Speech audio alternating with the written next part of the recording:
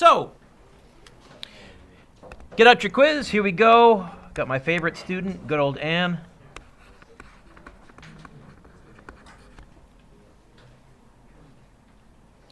Given the following set of parallel plates, what's the magnitude and the direction? Okay, magnitude and direction of the electric field. Now, electric field is given by, well, one way to find electric field, well, let's even go more basic. It's defined as the force per coulomb. That's why that equation is on your formula sheet. By the way, you might want your formula sheet in front of you just so you can kind of see where all this fits together. I don't know, just me thinking out loud.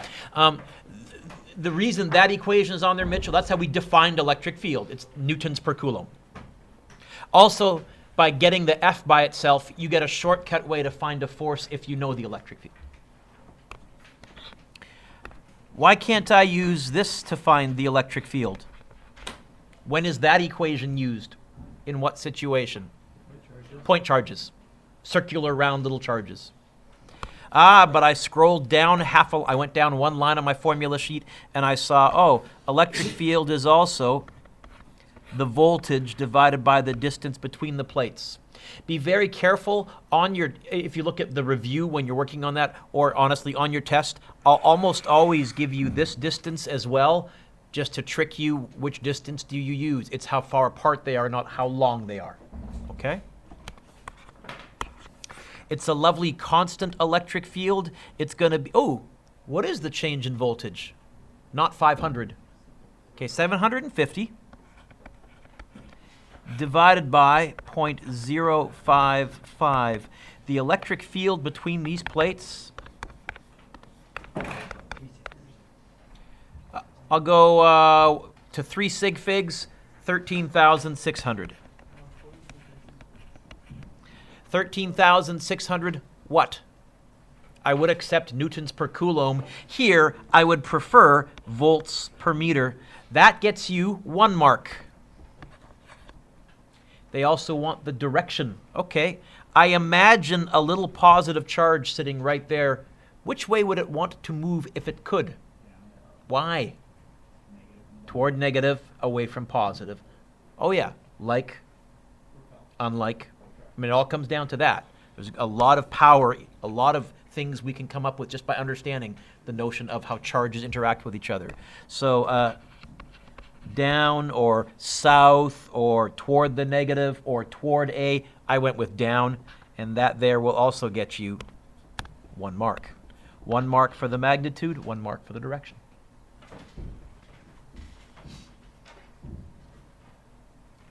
What else could I ask you? I could ask you, what's the force on a charge? To find the force, I would just use Q times the electric field, now that I know the electric field. Yay!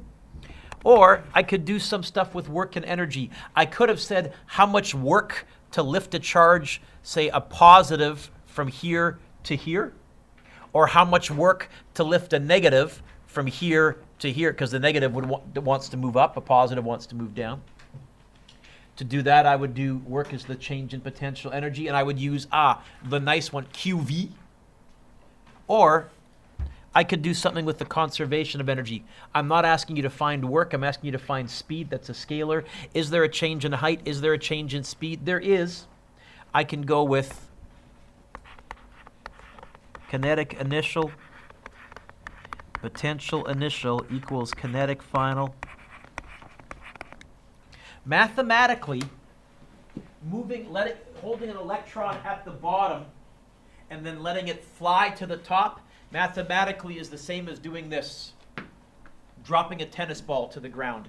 I give it some potential energy for the tennis ball. It's gravitational potential energy. When it hits the ground, how much gravitational potential energy does the tennis ball have? What's it all turned into? What type of energy? Kinetic. When it hits the roof, how much electric potential energy does the electron have left? What's it all turned into? In other words, I can say we're starting at rest. Now, this question didn't say that. I'll make sure on the test it's very clear.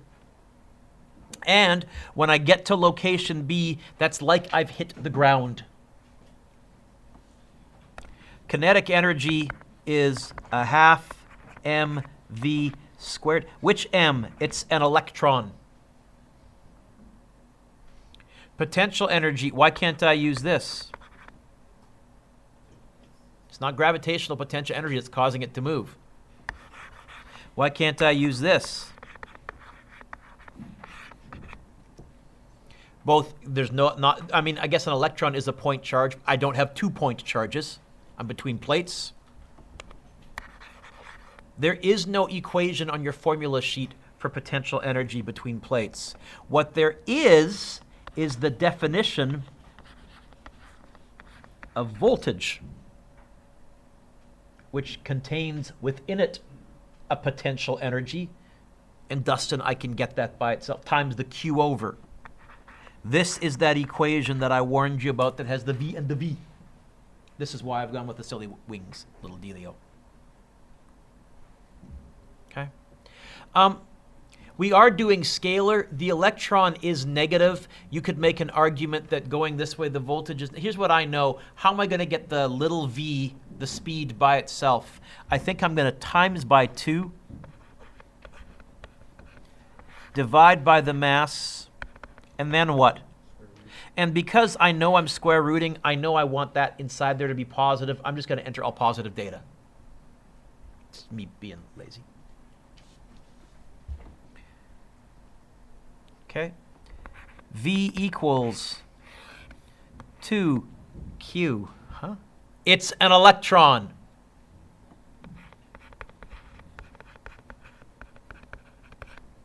V was 700, was it 750? Yes? Yeah. M, it's an electron. On your test, it'll either be an electron or a proton quite often. I'm not going to give you some weird esoteric particle. Mass of an electron, I know it's 9.11.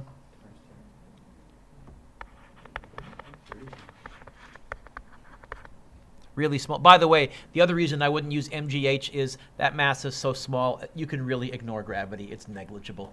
We don't go, oh, those electrons, man, they're getting tugged down by the weight of gravity. We really not worried about it at all.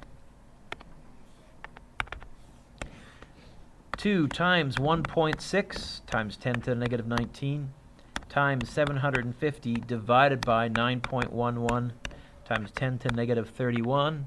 What? Oh, square root, Mr. Duke, square root. Do you get 1.62 times 10 to the 7th?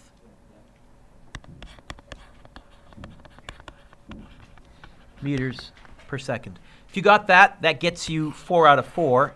Otherwise, I'd probably do something like this. Half mark for that. Half mark for that. Half mark for that. I'd give you 1 whole mark for that. What's that at right now? 2.5? Boy, this is really bad math, Mr. Duick. You know what? I'd probably give you 1 whole mark if I saw this as well, because that's the key idea. You've recognized that I can use QV. So that gives me 3 marks, and I guess 1 mark for the answer. And this box is kind of eating up that 1 there, isn't it? Let's try that again. There. Okay. This was starting at rest. Of course, I could have given the electron a boost first, like in the next question. So in number 2, we're flipping everything on its end, but this time, you know what? This is like doing this. Giving the tennis ball an initial velocity. You know what? An initial kinetic energy.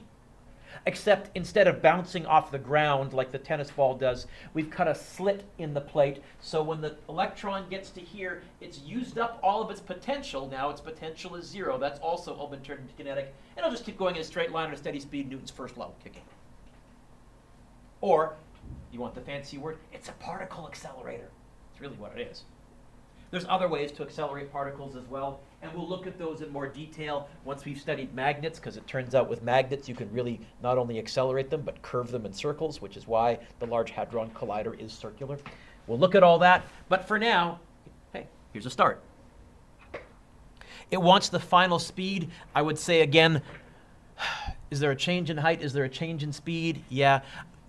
I can't really say there's a yucky curvy path, and honestly, there's not even a yucky curvy force. But you know what? They're asking a scalar, and hopefully by now you're saying, yeah, this is an energy question.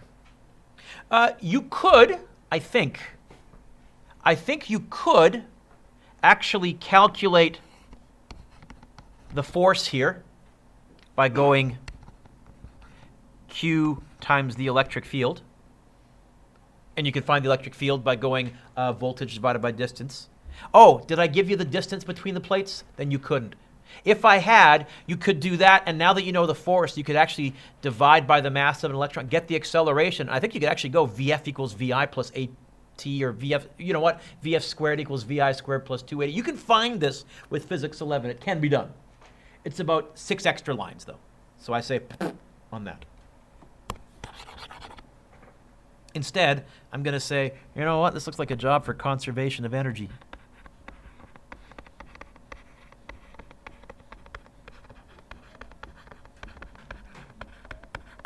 And the only one that I think is 0 is that there. I've used it all up. I'm going to get a half m v initial squared plus qv equals a half m v final squared. Do the masses cancel? There's no m in the qv. Okay. You could, if you wanted to, now actually just crunch this and get an answer. This isn't too ugly. Dale, I usually can get this by itself. I do the old trick of times by 2, times by 2, times by 2, and the 2's and halves cancel. And I get a not too hideous equation, mvi squared plus 2qv equals mvf squared. And then I say to myself, self, divide by the mass, square root. And now I plug and chug. V final is going to be m. Oh, it's an electron. 9.11 times 10 to the negative 31. V initial was 2.1 times 10 to the 5th.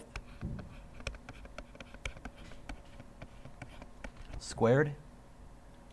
Plus 2q. It's an electron.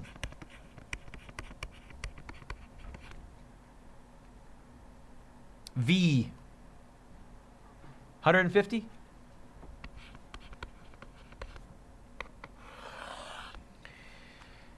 It's an electron.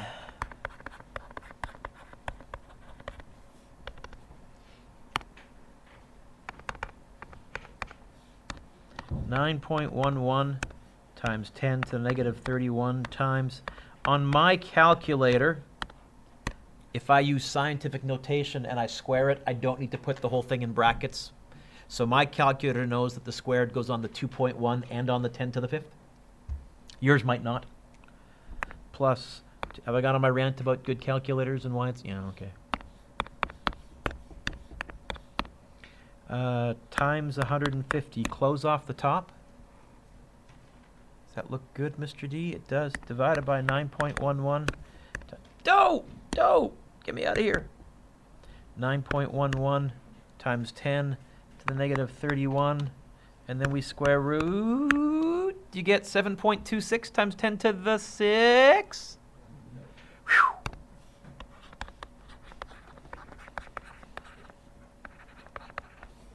That would get you, I think I made this one worth 7, didn't I? Like a standard written question, 7 out of 7. Otherwise, that probably goes something like this. 1 mark for that, 1 mark for that, 1 mark for that, 1 mark for that, 1 mark for that. That gives me 5.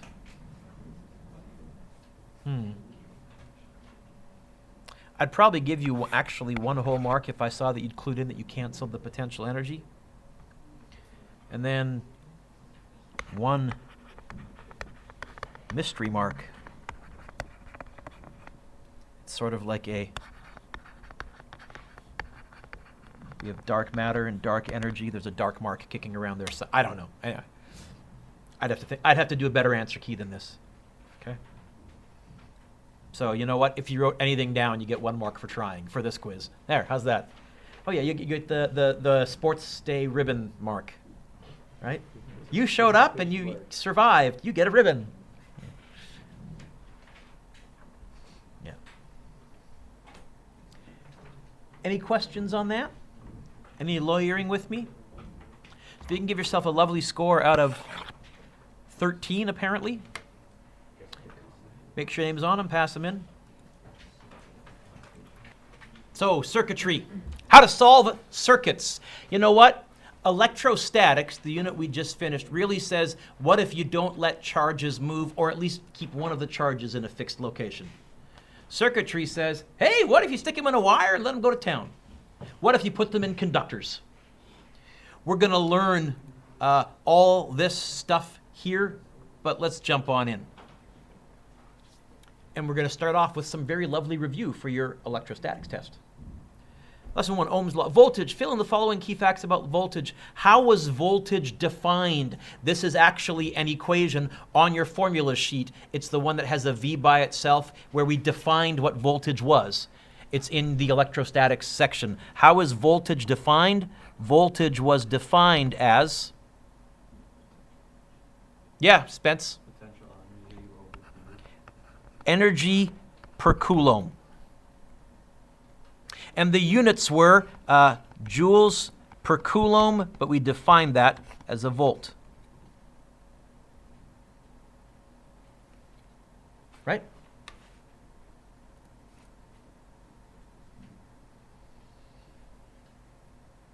What was the other word for voltage?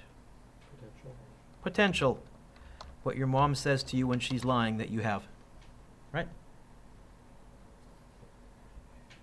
Oh, potential. Sorry, potential. One, no S.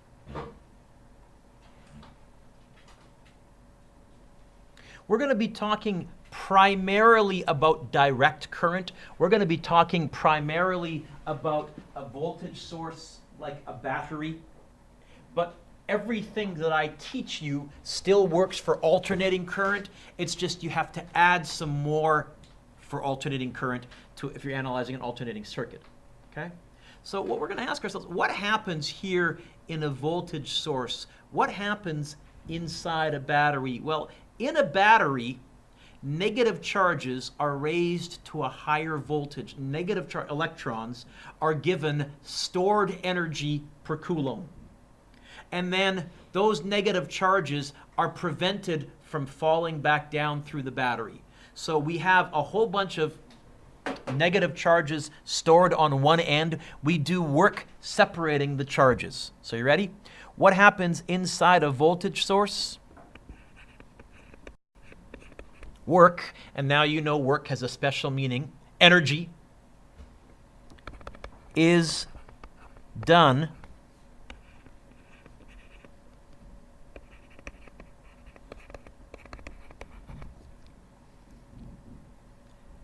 separating charges through some kind of chemical reaction. Okay? There's the lithium-ion battery. That's a lithium reaction. These ones are standard, I think, zinc batteries. Oh, where's the ingredients? Oh, doesn't even say. Okay? So normally, like charges repel, unlike charges attract, which means they want to spread out evenly. But inside a battery, a chemical reaction occurs that does work. It has moved extra negative charges here and extra positive charges there. And we prevent them from flowing towards each other inside the battery. There's a chemical barrier. Then if we connect wires, then the negatives will flow through the wires because like repel. The circuit symbol for a voltage source. So the circuit symbol for a battery, we would say this. Here's wires. The negative end, a battery is represented by two parallel lines, one short, one long. The short line is the negative end, the long line is the positive end. By the way, technically that's wrong. You can write that. That's the volt. That's the symbol for a cell, and technically a battery is several cells put together like that. But I'm sloppy. I'll just put a single one of those for a voltage source most of the time. So I got some bigger batteries. I got some smaller batteries. Oh, well, there must be a big difference in voltage. Can you catch? Good hands. Can you catch? Good hands. Can you catch? You got the biggest battery. How many volts? Read. It's on there somewhere. 1.5 volts. Yours must be smaller as a double A. How many volts does yours have, Dale? 1.5. What? How many volts does your little tiny battery have there? What? Well, it's because all voltage is telling you is how much energy each charge has. Which battery do you think has more charges? Which battery will last longer? Why don't we just only make big batteries? Because we like our tech small. Sorry, but we do. Okay? Really, I mean, if you want hook up a car battery to your cell phone, it'll last a while. You just don't want to be lugging around a car battery. Okay? The standard chemical reaction gives, I think it's actually about 1.48 volts, a lovely 1.5 volt chemical reaction. And if you put more and more of them, if I combine two 1.5 volt batteries, I get a 3 volt battery. How would I do that? Can I borrow your battery? Ta-da. Now this is 3 volts. The 9 volt batteries, which are those rectangular ones that have the 2 prongs on the top, when you touch them to your tongue, there's that little tingle. Those, that's 6 1.5 volt batteries in there. In fact, I don't advise this, or if you do this, wear eye protection. You can carefully take them apart, and often you'll see 6 little mini batteries in there. That's all they are. Car battery, 12 volts. You'll notice most batteries in real life are multiples of 1.5. It's all based on that same chemical reaction. You guys know all these batteries are the same? Or is that like, wow, I never noticed that? They all are. To help us understand what's happening in an electric circuit, it's helpful to have a mechanical analogy, and this is mine. I'm going to tell you that every single circuit can be thought of as a ski hill. In a ski hill, a chairlift raises skiers to a higher potential energy per skier, a higher voltage. And then the skiers lose that energy going down the hill. In a circuit, a battery raises charges to a higher potential voltage. And then they lose that potential going through the resistor, usually in the form of heat. They give away that energy and end up back at the bottom of the chairlift. Some common ideas. For you to get on the chairlift, how high do you have to be off of the ground? This is meant to be so obvious that it's tricky. 0. You can't get on the chairlift halfway up the mountain. You okay with that, Dustin? So how high are you at the bottom of the chairlift? 0. How many volts are you at before you get to the battery? Same answer. 0. 0. Okay? If you're running through a circuit and you're analyzing it and you've been drawing and drawing and drawing and you get back to the battery and you have some extra voltage left over, you've missed something. It's impossible. You've missed something. Okay? So in fact, you're going to hear me often, instead of saying battery, I'll say chairlift. I'll treat it like a chairlift. And instead of saying resistor, I'll say ski run. Oh, and the current, the charges, are skiers. Electric current. Next page.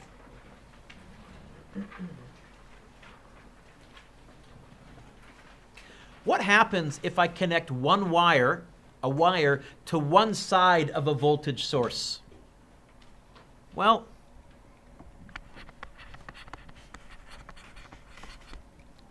not much.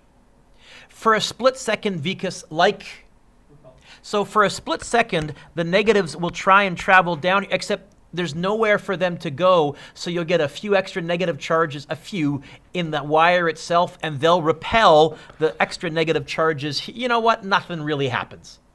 You don't have a circuit.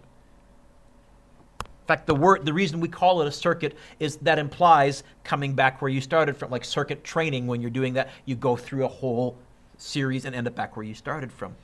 What if the wire forms a continuous loop? Well, now you're going to get negatives moving this way and hitting the positives. Pardon me? What a great question. Positives are the protons, and they're locked in the nucleus. Negatives are the electrons, and they move. But you know what? You've hit on a problem. We would like to say positives move because it's much nicer to do math with positives. Benjamin Franklin named electrons negative and named protons positive. He did not know enough about electricity to really know what he was doing. If, as engineers, we would love to go back in time and say to old Ben, please name them the other way around. In fact, we're going to right now, even though technically the positives are locked inside the nucleus and can't move because it's the protons, I'm going to argue mathematically an electron traveling to the left mathematically is the same as a proton traveling to the right. You know what? We're going to pretend the positives move. So I deliberately didn't put any arrows there. Current is defined as running from positive to negative. And we would say you would have a current flowing. However, this is a bad circuit. This is a bad circuit. So I wrote down here for part C, well, first of all, what if the current will flow?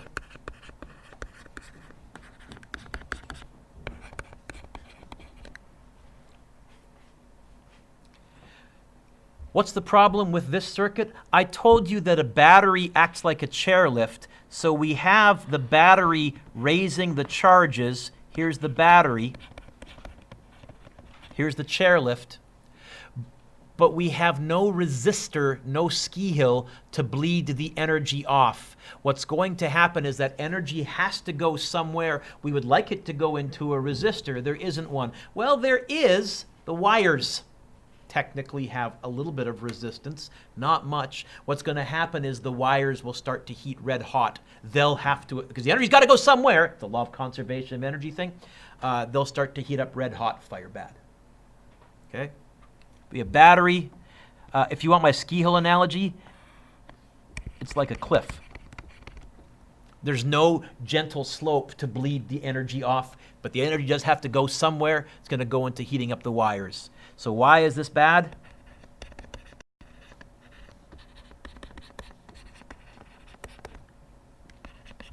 We have a fancy name for that. We call this a short circuit.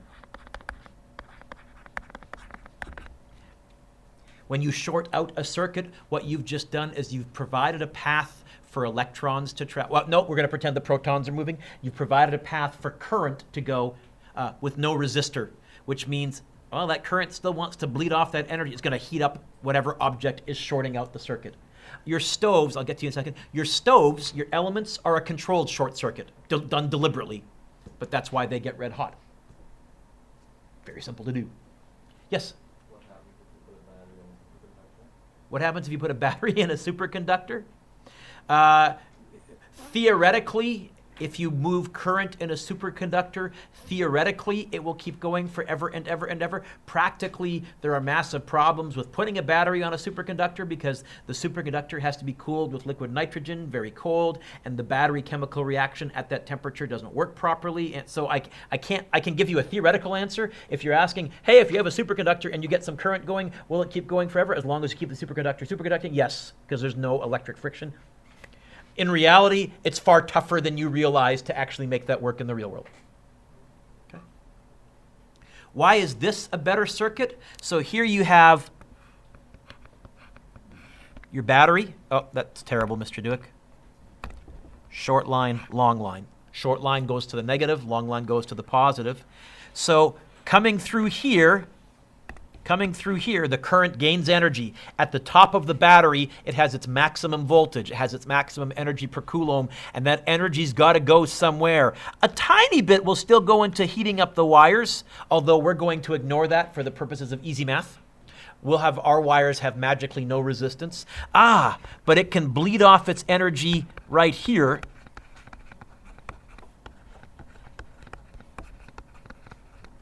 And that way it can arrive at the bottom of the chairlift at a height, at a voltage, Dustin, of 0, and this will work. Okay.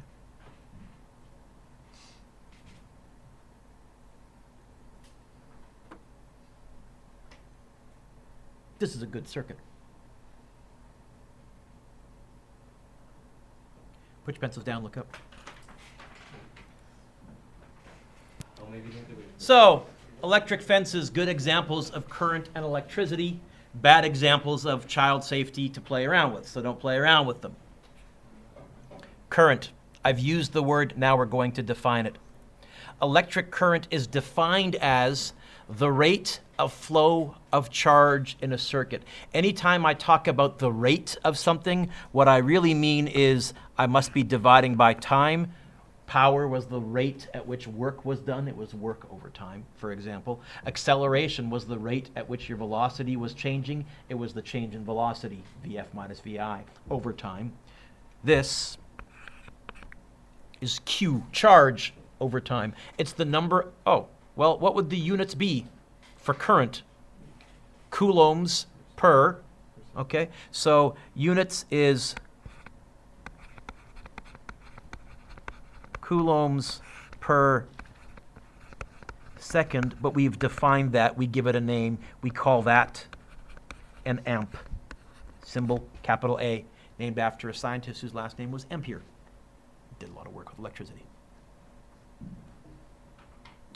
You know what? I might have to look this up. I'm not even sure. The technical name for the unit might even be amperes, but I've never heard it called that. Everyone just says amps. Current is measured in amps.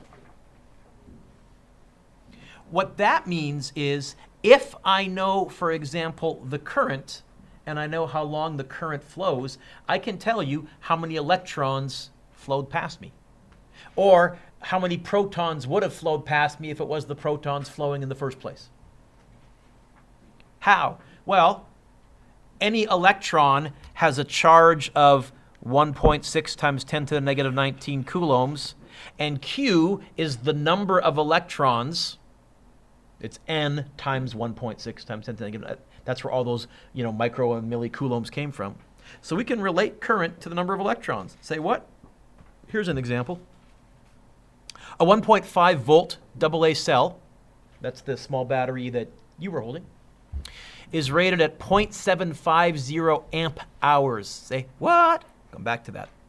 When connected to the motor in a portable CD player, boys and girls, when you were really young, maybe before you were born, people used to carry around these silver, shiny, wondrous circles, discs. They were called CDs. They stood for compact discs. We used to actually listen to music from them. We carried music around on individual physical devices. Really, Mr. Dewick? Yes. Okay. So, you know what? I should probably change that eventually to an iPad or iPod or whatever. But you know what? The cell provides 0.25 amps of current to power the motor that spins the CD. A, how much charge is stored in the cell?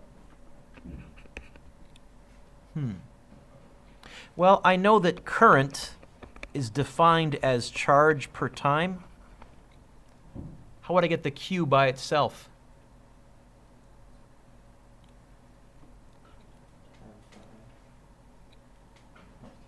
Times by, not times by I want to get the Q by itself. Times by T, right. Are you saying, Dustin, that Q is it? Here's what I want you to notice. Amps and seconds. What's this here? Amp hours. That actually is telling me the amount of charge. If you get into if you do get into electronics, electricity, you stop talking about batteries in terms of how much current or how much voltage. You want to know how many amp hours they have. That tells you, as a nice number, how much charge there is, and then you can very quickly figure out how long that battery will last if you know how much charge per second is going. Okay? We're not going to use amp hours much in this course, but I'm introducing it because it's a common measurement. We just need to, before I get to we need to do the conversion. So if I have 0.750 amp hours, I want it in amp seconds because that's how we defined charge and current up there. Well, I guess I want hours to cancel. I want seconds on the top. How many seconds are in 1 hour? 3,600. How many coulombs of charge are in this cell if it's rated 0.75 amp hours? 0.75 times 3,006. This cell has 270 coulombs of charge. I missed a zero? This cell has 2,700 coulombs of charge. Mr. Dewick, wait a minute. I thought you said 1 coulomb would kill us. Yeah. If you absorbed it all at once, I assure you there is no way that this cell can give you all of that current all at once. The chemical reaction simply can't. But if you're asking me how many coulombs are stored in that chemical reaction, about 2,700 coulombs. Okay? You had a question? If you say amp hour, Yep. you don't mean amp. I don't mean amp per hour. I mean amp dash hours. Otherwise, I would have said per or over. Yes? Okay, so if anywhere we amp seconds, that's just amp. Amp seconds? Amp seconds, it turns out, is actually another way to measure coulombs. See it? Get the coulombs by itself. Not used very often. I'm sorry, but in electronics, you don't care how many seconds the battery is going to last. Most people want to know how many hours the battery is going to last. Yes, that's probably our standard time frame. So how much charge is stored in that cell? That much. Okay. B. How many electrons are stored in that cell? Well, I know that charge in coulombs is the number of electrons times the charge on each electron. Right there. I'd like to get the N by itself, the number of electrons. How? And what is E? That's that elementary charge. In other words, the number of electrons is how many coulombs you have divided by the charge on each electron, which this kind of overlaps with stuff we've done just this past unit. It's going to be 2,700 divided by 1.6 times 10 to the negative 19. This is going to be an astronomically large number. Nobody ever actually cares how many electrons a battery has because the numbers are so stupidly big we can't track them. We go with amp hours is the standard reference in industry.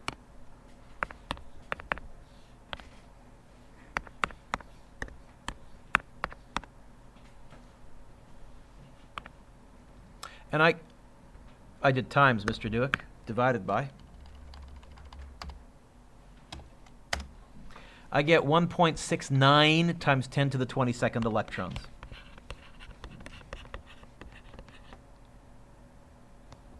E negatives. There's my symbol for I don't know what you call. You could write the word electrons, but we have a symbol for it. Again, Jason, we'd never use that. See, again, amp hours is so nice. If I have a battery that has 5 amp hours and the appliance that I'm using uses 1 amp, how many hours will that battery last? 5. If the appliance is using 0.5, half an amp, and I got 5 amp hours, oh, this battery will last 10 hours. It's pretty easy math you can do in your head. Okay? So this is used, for example, if you're in a trailer, if you're camping and you're running off your battery, if you're on a boat out in the ocean running off your battery, amp hours is the way to go. Even though we're hardly going to use that unit, Travis, I'm showing it to you because those of you that go into electronics will use it like crazy. C. Oh, how long will the cell power the motor? I just told you how we can figure it out. It's going to be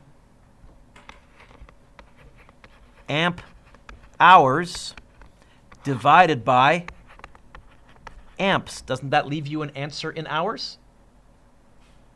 Because the amps would cancel. Now, it's going to be 0.75 divided by 0.25.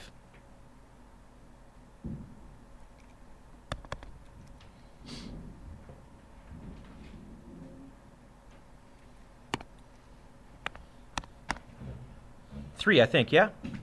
Should be 3 even? Yeah. Yep. I'll go to 2 sig figs. 3 hours.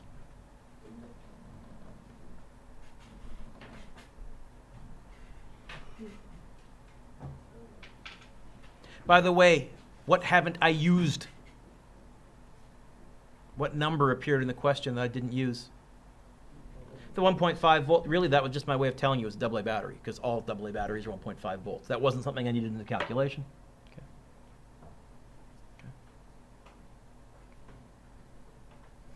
Mr. Dewick, what about rechargeables? We will look at rechargeables towards the end of this unit. That's a very different type of technology. It's cool. You'll also understand why so far we don't have the technology to build a rechargeable battery that you could just plug in, now it's full. Why does it take so long to recharge a battery? And you'll realize it has to do with the internal structure of this whole procedure. So, next page. We'll go for 5 more minutes. In our ski hill analogy, the flow of charges in a circuit, coulombs per second, amps, is like the flow of skiers up and down the hill. Kilograms per second if you're talking about skiers. Since electrons flow at a constant speed in a circuit, and they do, we're going to assume that for our ski hill analogy, the skiers all use their skis to control their speed. They're all going to ski at a constant speed, all back to back with each other. My analogy kind of breaks down, but that's okay.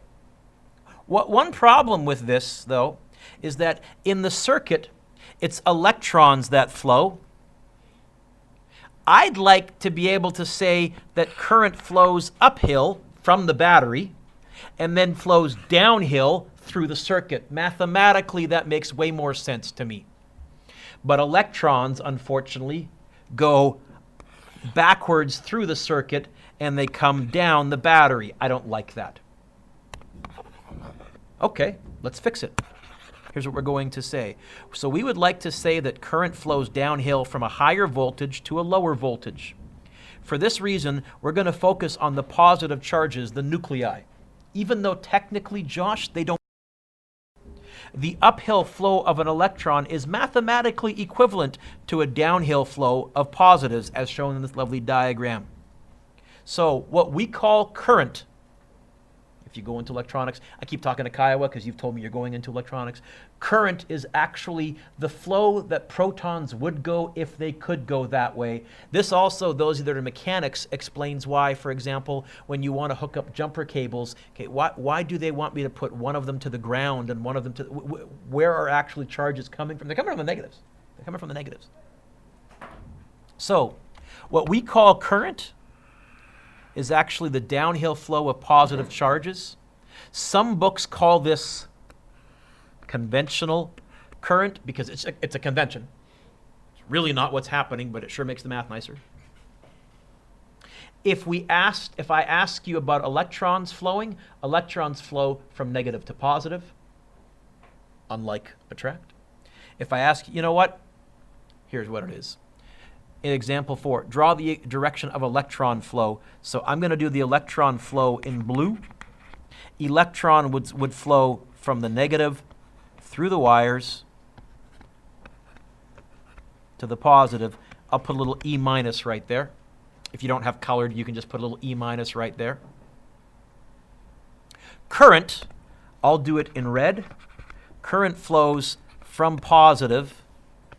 And we use the letter I for current because C is taken. Current flows that way. Or you could say current is clockwise. Electrons are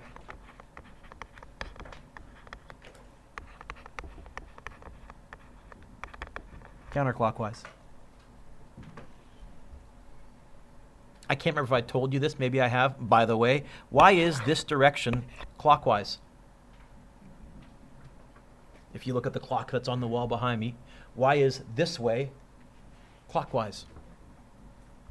Why isn't clockwise the other direction? No. Because sundials were invented in the northern hemisphere. Had sundials been and that's the way the shadow of the sun moves in the northern hemisphere.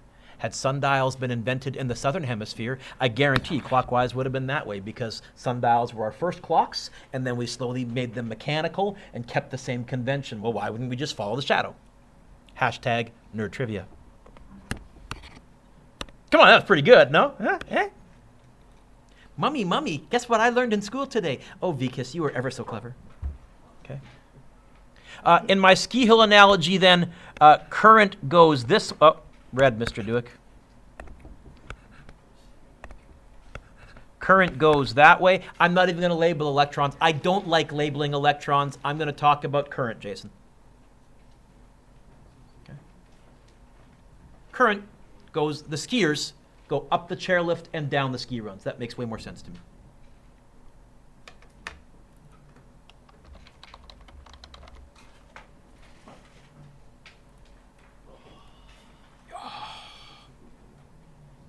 What's your homework? Hey, you're going to work on the review and any other missing assignments, right?